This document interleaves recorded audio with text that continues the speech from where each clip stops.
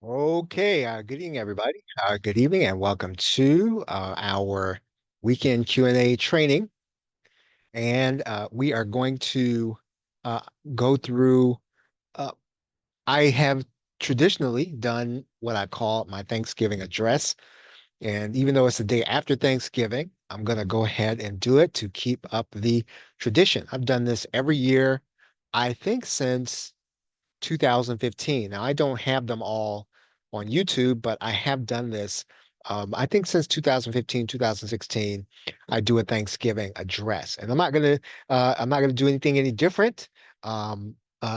This year, I'm gonna go ahead and do it.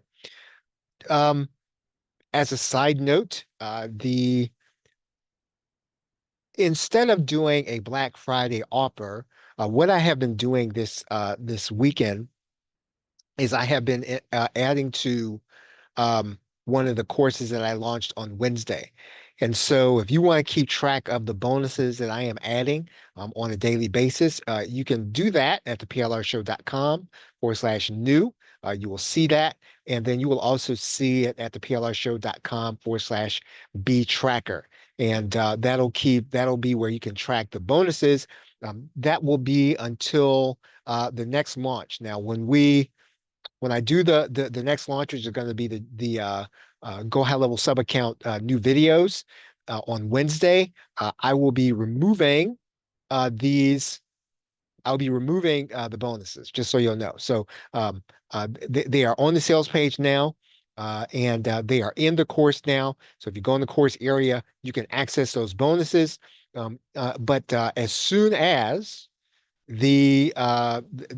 technically whatever Black Friday, Cyber Monday ends, I will be removing them so you can get them this weekend and Monday and Tuesday at the plrshow.com/new, plrshow.com/B tracker. You can get those there.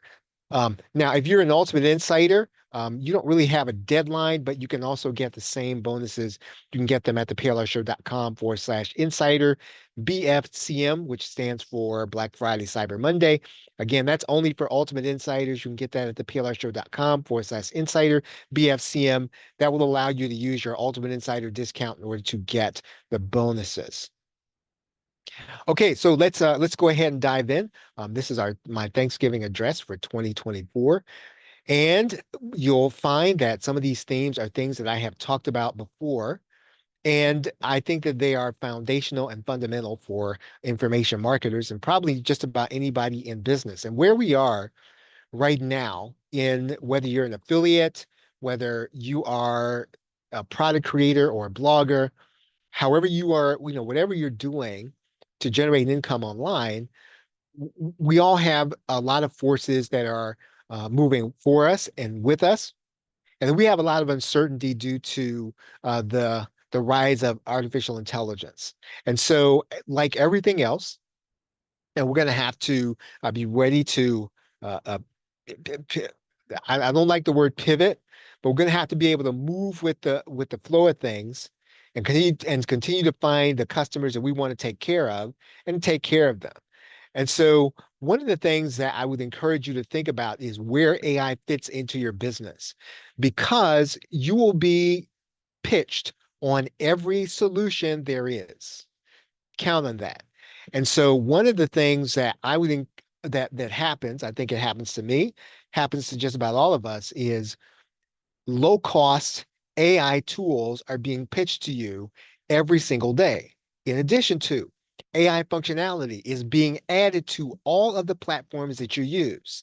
Now, in some cases, that AI functionality doesn't even make sense for you to use. However, I think sometimes when you're a larger platform, you almost feel like you've got to have those things to compete. That does not mean that us as users of these platforms and people who put and provide information to people and solutions to people, that does not always mean that that is what we should be using. In some cases, some of the information that AI produces for us or generates with us is subquality, right? It's beneath the insight that you already have. And in some cases, what you may have to do is, even if everybody else is producing information that they generate, you still might be producing the best possible information from your intuition, from your experience, from the things that you say and the way that you look at things. So don't just blindly accept AI and put it into your business everywhere without knowing exactly where it fits and without knowing how it's going to help you to get profit. So, you've got to understand what you do and what happens with a buyer and what that process is. So, whatever that process is, right now, you and I, we've got to understand that process extremely well from the point of production to the point of delivery to the point of getting paid. Those are the things that we've got to understand intimately. Now, they've all got different terms. They've all got different terms. If you look at metrics, they got different terms in literature. Some people call them, marketers call them one thing. You will hear business people call them another thing. But fundamentally, you've got to understand the point at which you produce something, that it turns into a customer buying something, and then that process of getting paid. Now, you might say, well, the process of getting paid is instantaneous, not all the time. Because sometimes what you produce is a promotion. Sometimes what you produce is something that gets ready to be a promotion. Then you've got to actually go out and contact people, sometimes affiliates, and they've got to get excited about something. They've got to send an email to their customers. That customer then buys something, and then that's when you get paid. And so sometimes your production process could be a week, could be 2 weeks. And even then, right? Even then, there's a gap between the time in which someone actually hits a buy button and money goes into your whatever it is, your PayPal and Stripe account until it actually hits your account. You have to now know what that process is. You need to know hour by hour the process, the timing of what you produce with your hands and fingers, because most of us are typing, most of us are clicking mouses, most of us are looking at things. You got to understand the timing from what that production is all the way until a dollar hits your bank account. It's not instantaneous, and you can't pretend like it is. And once you understand that, then you understand really the what I call the real guts of an online business. Those are the real guts of an online business, right? The difference between the timing between your fingers producing something or your head conceiving something and then your fingers producing something and then a dollar actually hitting your bank account. It's a very important thing for you to understand as an information marketer. And what we have to do continually is reduce the number of layers between that production process and that dollar hitting your account, right? And it is a thing that first you got to understand, and then you got to constantly be reducing things that stop you from getting paid. So where does AI fit in that process? Where does an AI tool fit in there? What can AI help you to do to crunch that timing? Right? Can it help you to crunch some of the timing? Can it help you with production? Sometimes it can help you with production. That is really where most information marketers are. In other words, well, an AI can help me to produce more stuff. It can help me to produce more stuff faster, but does that necessarily make a customer buy stuff? Right? It really depends on your business model. It really depends on your customer. You have to understand where AI fits in. So that is really the first thing. Now, I default to the theory of constraints, and I don't just say these things just to try to sound smart or try to impress you with what I know. I really do believe in the theory of constraints, and even though it was made for a factory floor, it is directly relevant to what we do as information marketers for the reasons I just stated to you. You may not operate on a factory, but there is a process and there is timing from a time an idea hits your head to a time a dollar hits your bank account. And if you understand that process, what you're using the theory of constraints to do is you're trying to compress that time, or you're trying to compress that time between the time that the idea hit your head and the time a dollar actually hits your bank account. And so you want to use the theory of constraints. Now, if you want to read the theory of constraints and you want to understand it, you can look up the late Dr. Elihu Goldratt, and you've heard me talk about him a lot. Or you can read the book, and everyone has to, if you're going to make a good faith effort to understand the theory of constraints, you must understand and read the goal, right? The Goal by Dr. Elihu Goldratt. Whenever you start an MBA program, that's the first thing they have you read. And they're having you read that because they want you to understand operations. But I will tell you that it is applicable to everything. Any kind of situation where there is a production process that ends in you getting paid, that is a process you have to understand. Most people don't pay attention to it. And as soon as you start paying attention to it and you start measuring it and you start doing things intentionally of it, you will make different decisions about what you do, what you buy, and what you do. Now, again, at the end of the day, right, we've got to know what the customer is going to buy. We've got to know what we can produce to get the customer to buy from us. But there's a process, right? The theory of constraints can help you with that process to the point where that dollar actually hits your bank account. So you got to understand your entire system. Uh, Whatever your system is, you got to understand it, and you got to understand the system, the mechanism, the customer from the time. So if you, let's say you do client work, and you've got to produce client work, and you got to invoice the client. The client's got to read the invoice. They've got to examine your work. Then they've got to pay you. You got to understand that process. If your process is that you're doing events and you've got to get people to do an event and you've got to get the people on the event, you've got to get sponsors, you got to understand the entire process.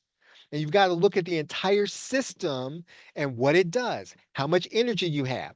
When you're an information marketer, one of the things about being an information marketer is your personal life is intertwined often with your business. And so you might not have all of Tuesday, Wednesday, Thursday, and Friday to work on something. That's just a fact of life with an information marketer. A lot of us work from home, and while that is an advantage, we don't commute any place.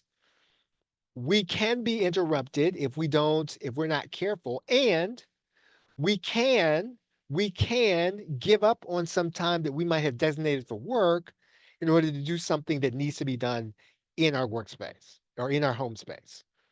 Understand the entire system for getting paid.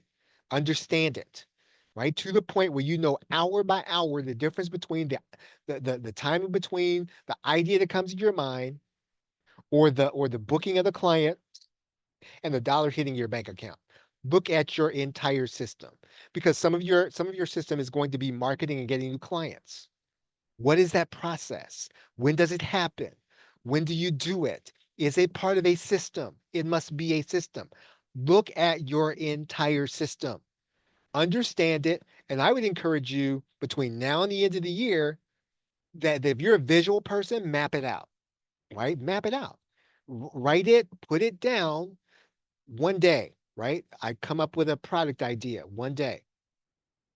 2 days, right? I start getting in touch with affiliates. 3 days, I contact my designer. 4 days, I record, whatever the case is, right? You need to map out that process. Look at it visually. Understand it. Understand it to the point where you can see the days, because that is where you're going to start attacking and using the theory of constraints, right? Look at your entire system. Step one, you identify the constraint. Once you understand your entire system, there's something right now that's keeping you from using that system to getting the dollars in your bank account that you want. There's something. There could be lots of things, but there's some major things right now. It could be I don't have enough customers. I don't know where to find customers. I don't have enough traffic. I don't know what products to produce. I don't know what markets to be in. There are a number of constraints, and you need to list them, right? The five top constraints that are keeping you right now from getting the dollar to your account that you want. And you got to know what that is, and you got to know what the other things are, because we're going to attack these constraints one at a time. Right? Once you understand, again, now this is a process. So once you understand the system, right? You understand what your hands produce and what actually comes in.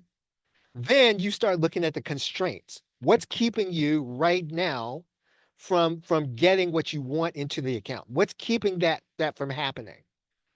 Identify the constraint. There's something that you're doing less of that you need to do more of. There's something that you don't know how to do, maybe.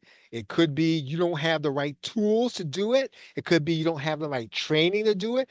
Could be you don't have the right talent, right? Maybe you need to have somebody working for you, or maybe you need some kind of tool of AI tool to help you to do these things. Um, but you got to identify your chief constraint. What happens to most information marketers is that we end up getting solutions in search of a product, in search of problems.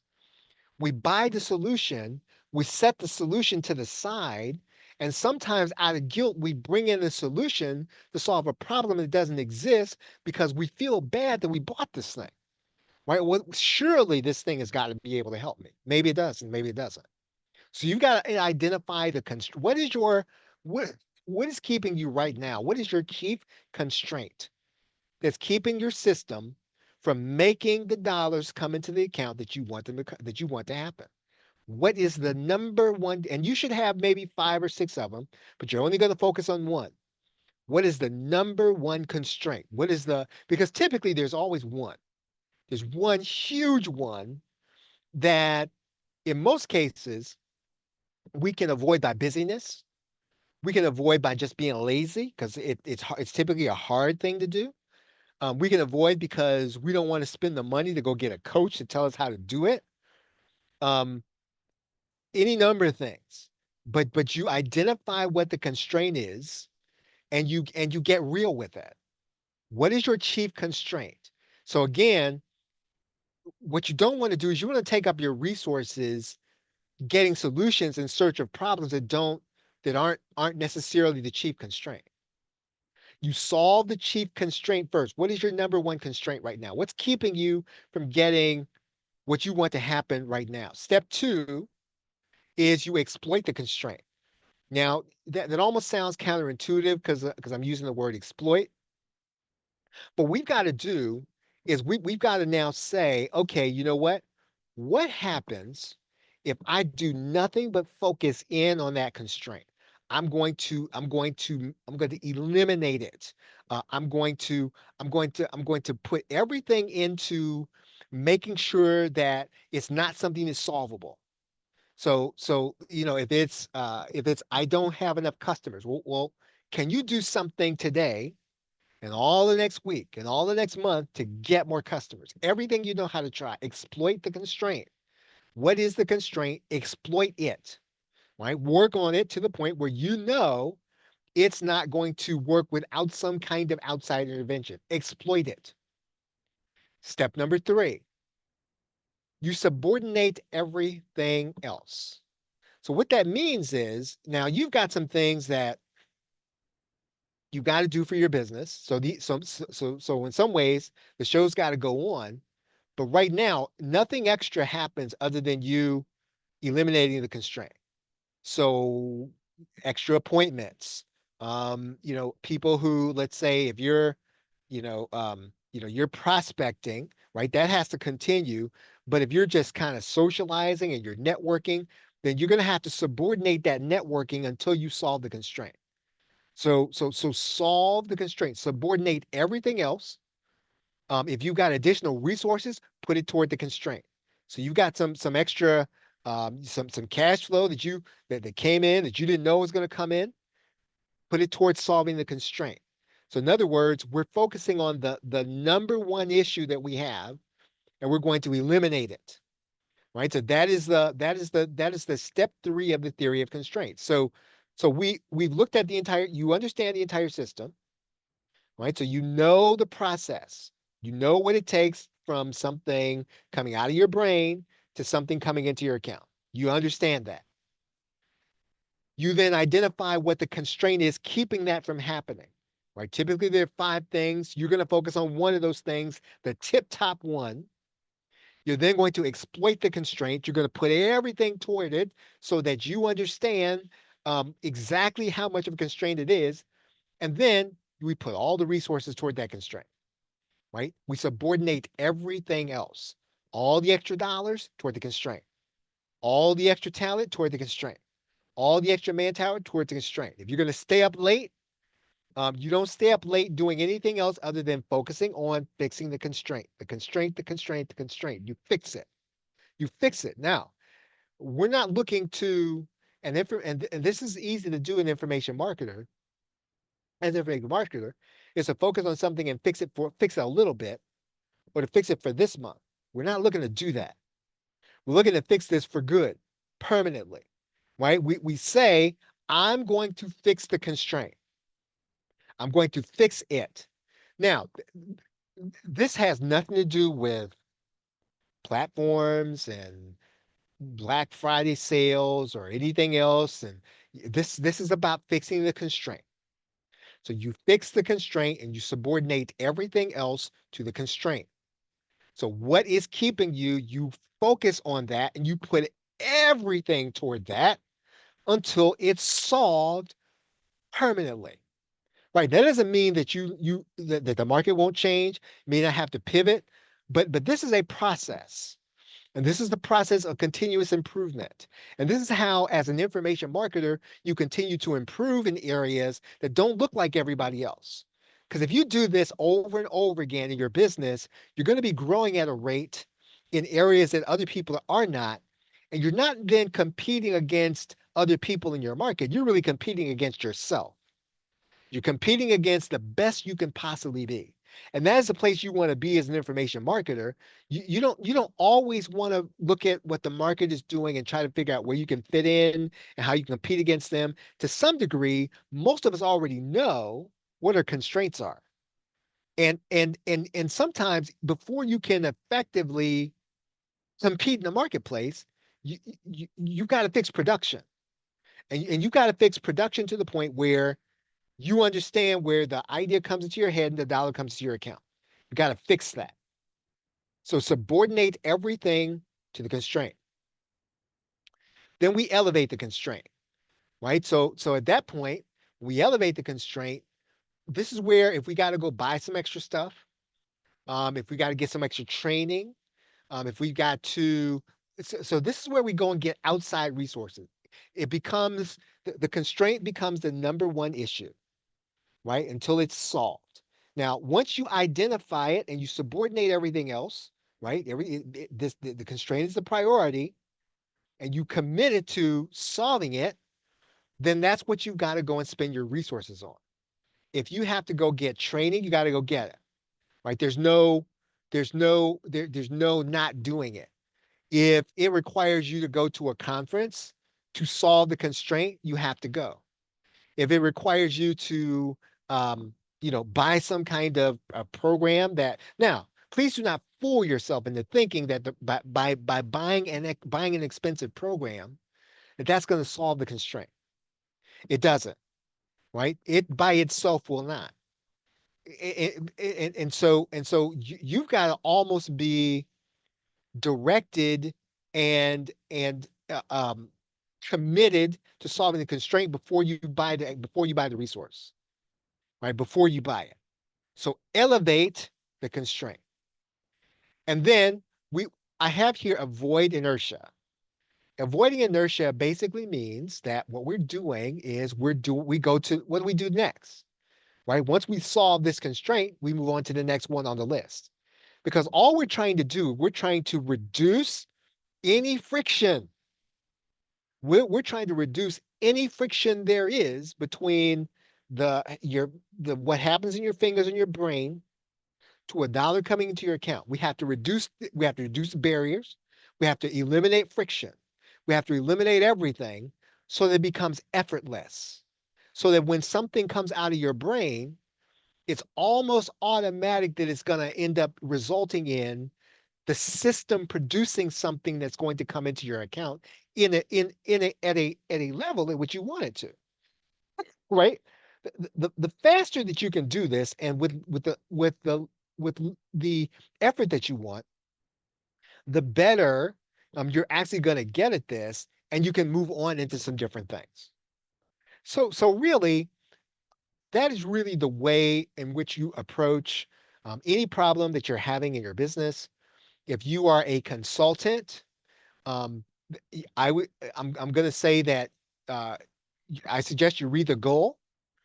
And if you like AI, right, you can just go to your favorite AI. You can put in, tell me about the theory of constraints, right? If you get Chat GPT, you still need to read the book. I will tell you that, right? If you want a shortcut, you can go and get the goal by Goldratt, and then you can put it in something like Notebook LM, and you can ask it questions, right? That's a cheat, but you still need to have as much from Goldratt as you can get, right? So if you want to use AI to cheat, but I suggest you really do read the goal, and that you get it into your brain. So that is my Thanksgiving address for 2024. Um, just so that you'll know, I do not have a bonus here yet for Jonathan's PLR. I will have one though. So you can get, I think it's on how to create your first video product. I will be putting a bonus together for that. So you can get Jonathan's PLR at the PLRshow.com/Jonathan T. Um, our friend Ultimate Insider Dana Castle has PLR product. You can get it at the PLRshow.com/Dana C. Right, you can get Dana's PLR, and then I think Alice has something going on. I think until the 2nd of December, and we've got a bonus there. PLRshow.com/Alice S. And just to remind you again, you can track the updates that I'll be doing to our product. So this is a place where you want to get it. You can get it at the PLRshow.com/new, PLRshow.com/B tracker. Now, I will tell you again that these bonuses that I am adding are limited time. So they are only for Black Friday, Cyber Monday. So you need to get them. Again, if you're an Ultimate Insider, you want to get them at the PLRshow.com/insider BFCM. Right? So that is about it, everybody. I appreciate y'all hanging out with me here. Um, and So with that, I will see you next Saturday, if God is willing. I will see you next Saturday, and talk to you soon.